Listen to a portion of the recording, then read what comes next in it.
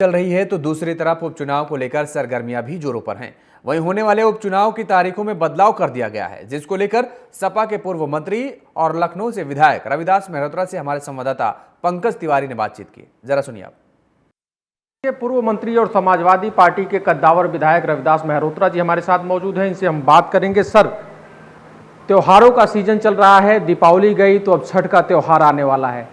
राजधानी लखनऊ में भी छठ की धूम होती है। छठ को देखते हुए आप क्या कहेंगे?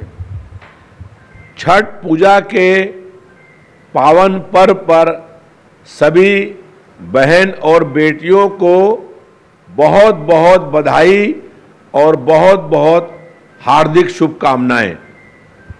छठ पूजा के बाद सर देखा जाए तो प्रदेश में बाई इलेक्शन है, चुनाव होने वाले हैं। अभी अभी जानकारी मिली है कि जो चुनाव की जो डेट थी 13 नवंबर की, वो अब बदल चुकी है और वो डेट अब 20 नवंबर की हो चुकी है।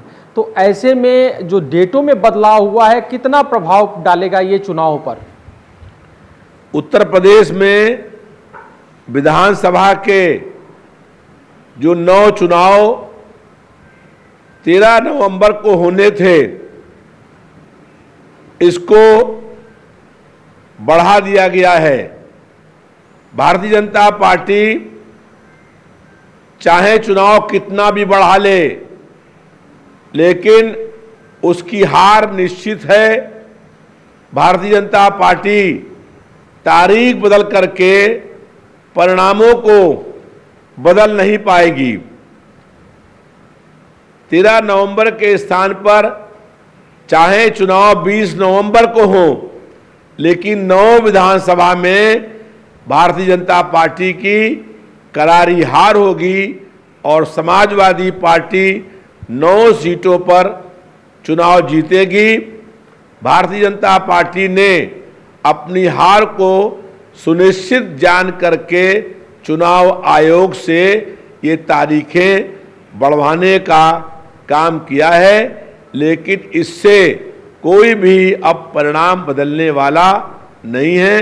जनता ने मन बना लिया है और समाजवादी पार्टी की सभी सीटों पर जीत होगी। सर, मुख्यमंत्री योगी आदित्यनाथ का एक बयान आया था कि बटोगे तो कटोगे। अब धीरे धीरे कहीं ना कहीं ये और गर्माता जा रहा है। इस पर राजनीति तो गर्माई ही थी, लेकिन कहीं ना कहीं बयान को लेकर के आज बनारस के बीएचयू में छात्रों ने ये होल्डिंग लगाई है। और अगर जो देखा जाए तो देश के बाहर, यानी कनाडा की बात की जाए तो वहाँ भी सूचना मिल रही है कि वहाँ भी एक मंदिर के बाहर इस तरह के नारे लगे हैं, हिंदू मंदिर के बाहर, कि बटोगे तो कटोगे। इस मैसेज का क्या आशय निकाला जाए? समाज में क्या मैसेज जाएगा इसका?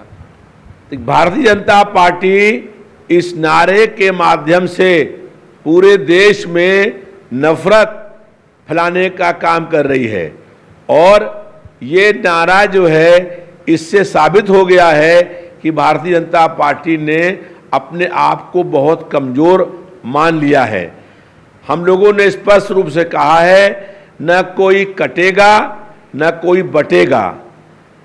हम लोगों ने कहा है कि सापा से जो जुड़ेंगे तो फिर जीतेंगे। और भारतीय जनता पार्टी चाहे कितना भी प्रयास कर ले, न तो समाज बंटने वाला है और न भारतीय जनता पार्टी की सरकार जो है जितनी भी कोशिश कर ले, न कोई कटने वाला है। भारतीय जनता पार्टी नफरत फैला करके चुनाव जीतना चाहती है। और बहराइच में जो दंगा हुआ, हिंसा हुई, आगजनी हुई, वो सब भारतीय जनता पार्टी ने कराने का काम किया था। अब भाजपा ये चाहती है कि पूरे देश में नफरत की आग फैले, और वो नफरत की आग अलीगढ़ से होकर के और कनाडा तक पहुंच गई है।